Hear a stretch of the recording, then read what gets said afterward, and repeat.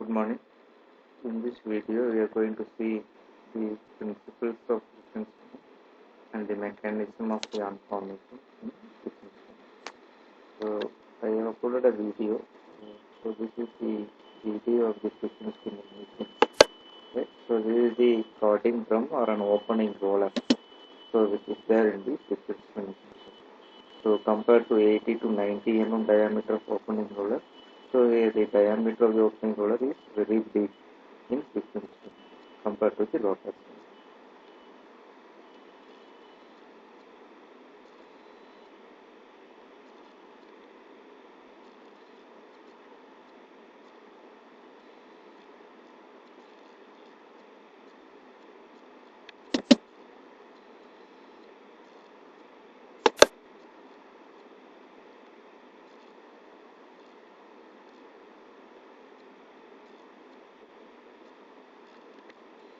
These are the two perforated drums used in the friction spin. Right? We can see the perforations here, and there is a provision for mounting the suction pressure.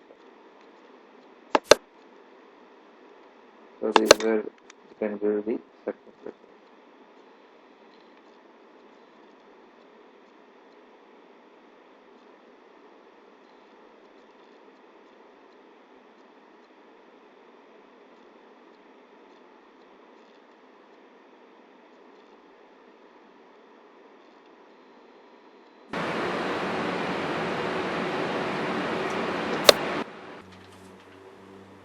So this is the exact assembly of the machine, where you can see the opening roller here and the perforated drums here, two perforated drums back and front, and with the suction pressure. This is the opening roller, and this is the winding department. This is the withdrawal roller. So you are withdrawing the yarn at the side, not at the front. So you are withdrawing at the side, then it goes to the winding department. Right? The feeding will be at the back.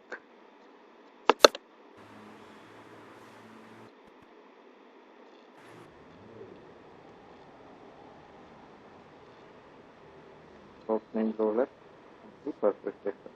Back we have one perforated drum, here we have perforated drum with suction arrangement. This is the winding.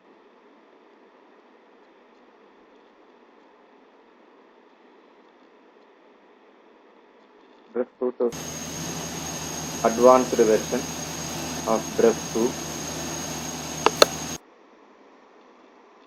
is the advanced version of Drift 2, Drift 2000. So you can see very bigger package, right? You can have 10 kgs or 12 kgs of a package. This is an attachment for inserting the core. In the Drift 2 itself, you can modify it to insert some filament as a core. So you can put it as a core one.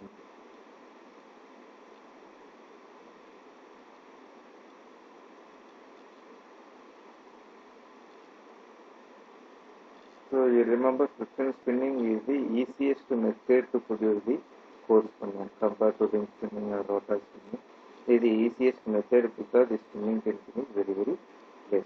So the core component will be exactly at the center, which is the problem in the ring and rotor spinning. Drift 3000 is the advanced version of Drift 3. I have already told you Drift 3 is working on friction spinning principle.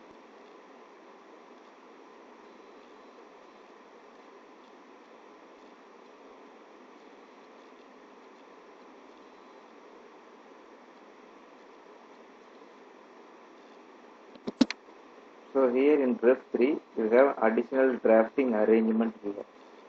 So we have one opening roller here, we have an additional opening arrangement or drafting unit here, so that you can feed the sliver here also, and you can feed the sliver here also. You can make a core spun yarn and core filament yarn also in Drift 3. But it is working under friction spinning concept, not a friction spinning concept, it is a false friction spinning concept.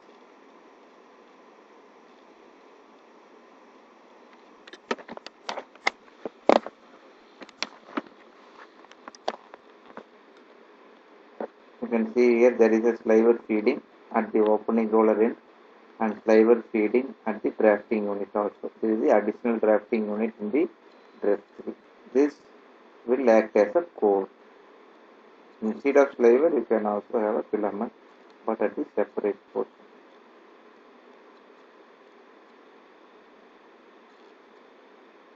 There is a filament feeding instead of fiber feeding. So this F3 makes force spun yarn.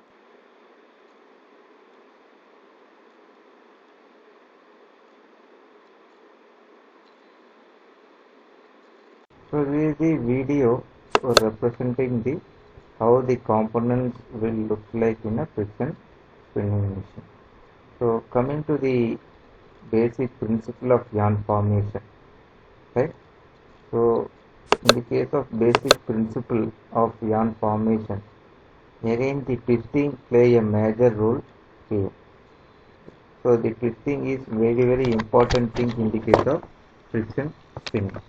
So here the twisting is done by the same direction of rotation of perforated drums. There are two perforated drums which are rotating at same direction, right? So that is the important thing in the case of friction spinning.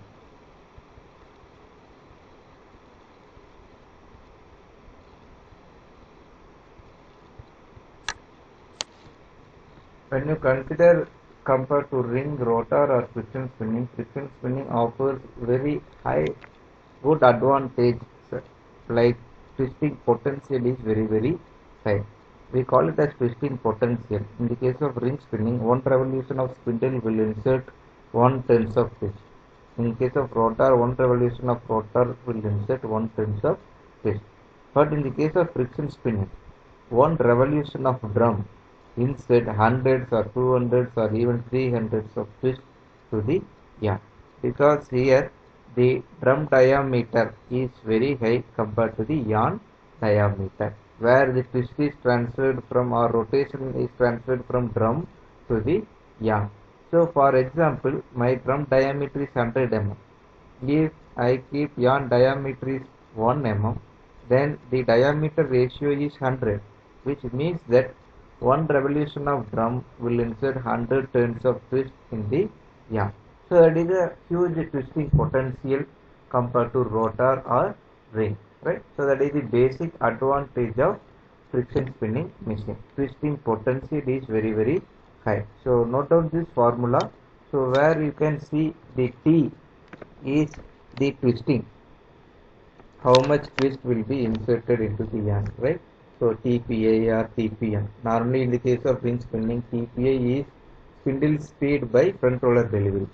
In rotor, it is rotor speed by withdrawal rate. So here also the two parameters will be there. N is the drum speed, Vd is the withdrawal rate. So here it is the drum speed divided by withdrawal rate, like rotor spinning. But additionally, you have capital D and small d. Capital D is the drum dia, small d is the yarn dia. So that ratio between drum dia and the yarn dia is 100 or 200. So that gives very high twisting potential, 100, 200 or 300. So one revolution of drum will insert 300 rotations, right? So here we have one more component called K. Here we have one more component called K. So the K is a constant twisting efficiency factor. The major problem with the friction spinning is twisting efficiency, or otherwise I call it as a fiber slippage during twisting. Fiber slippage is very huge. It ranges from 40% to 60% in friction spinning, right? When I am saying twisting potential is 200 theoretically, but actually 50% will be lost as a slippage between fiber and drum. There is a slippage between fiber and drum around 50%, right? So when I say theoretically 200, practically it will be only 100. That 100 itself is a huge twisting potential, but slippage will happen. That K is a twisting efficiency. If I have 50% slippage, the K will be 0.5. Only the effective twisting will be remaining 50%, right? So the main problem is fiber slippage in the case of friction spinning. I am not able to control the fiber slippage in friction spinning because there are two factors which will influence the twisting potential or twisting efficiency here. One is the fiber friction and the drum friction. The friction between the fiber and the drum cannot be maintained constant throughout the yarn formation. Right? What is the factor which will decide the friction between fiber and drum? Maybe the surface of the drum and the suction pressure. The suction pressure is going to play a major role here. So the major disadvantage here is the frictional coefficient, that is mu. I am not able to keep it constant throughout the yarn formation process. When the friction changes between fiber to drum, the twisting efficiency will change. So I am not able to maintain very accurate suction pressure. I am not able to maintain the coefficient of friction between fiber to metal, which leads to twist variation in the yarn. The major drawback is twist variation in yarn, because I am not able to maintain the mu value as well as the suction pressure. So that is a huge disadvantage in friction spinning. Though twisting potential is high, I am not able to maintain that twisting constantly. So there is a twist variation in yarn. That is a negative aspect of a friction spun yarn. My yarn quality is not constant. My twist is not constant throughout the yarn, because I am not able to maintain these two factors at a constant level. So you can see this diagram where what are all the forces which are acting while twisting. This is a normal friction law, Coulomb's law of friction. So where you have two drums which are rotating in the same direction, and there is a yarn in between, right? There is a yarn in between which is rotating.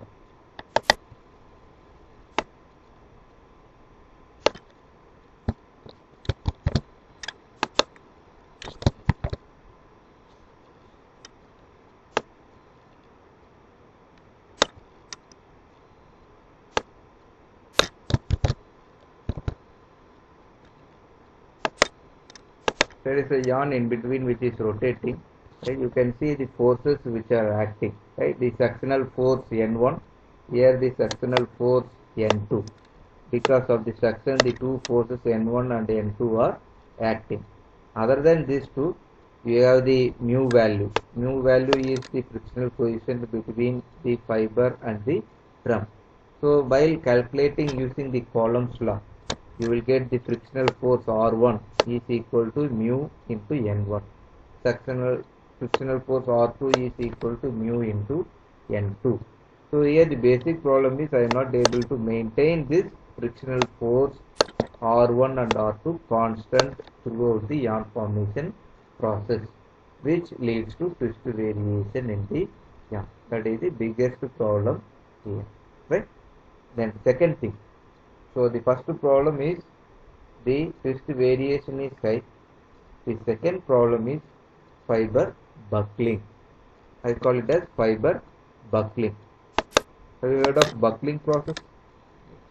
So here the fiber buckling will happen. Fiber buckling is nothing but, in the case of rotor, the opening roller speed or opening roller surface speed is less than the rotor surface speed. Rotor surface speed is greater than opening roller surface speed. So the fibers are accelerated when it is transported from opening roller to the rotor. So the fiber will get additional straightening because of high surface speed of rotor. But in the case of friction spinning, the opposite is happening. That is, the surface speed of perforated drums is less than the surface speed of the opening roller, right? The rollers are rotating around 12,000 rpm. The perforated drum is rotating around only 4,000 rpm. The diameter of opening roller is also higher compared to the drum. So ultimately, the surface speed of drum is less than the surface speed of opening roller. So what will happen when the surface speed of drum is less than the surface speed of opening roller is that when the fibers are detached from the opening roller, the fibers will get buckled because the surface speed of drum is less. So it will not able to grasp the fibers very efficiently. So the fibers which are coming from opening rollers will get a buckling when it assembled onto the between the drums. So this is called fiber buckling effect. This fiber buckling leads to poor fiber orientation, poor fiber extent in the friction spun yarns. So these two are very big negatives for friction spinning. One is twist variation because of fiber slippage. Second one is fiber buckling because the surface speed of drum is less than surface speed of opening roller. This is huge disadvantage. Advantage is higher production, less end breakage rate because of low spinning tension, and third one is high twisting potential because of the ratio between the yarn dia and the drum dia. Right?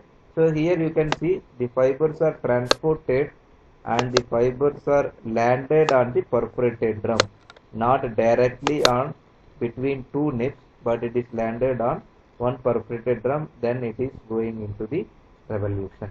Right? It is not directly landing on the between the perforated drums. It is landing on one perforated drum where you can see there is a suction slot is provided in the perforated drums for assembly.